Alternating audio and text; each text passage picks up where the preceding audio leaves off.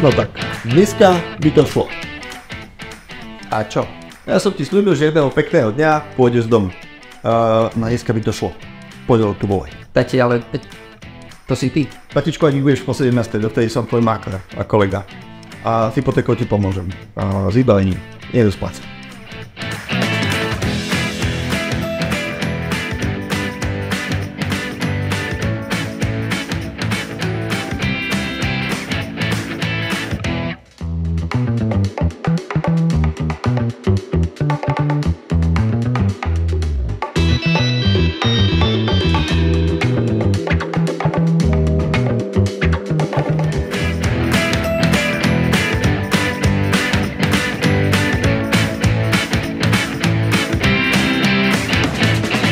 Tak doteraz sme videli pôvodné stavy väčšinou a boli to byty s lepšou cenou. Toto je kompletne zrekonštruovaný byt.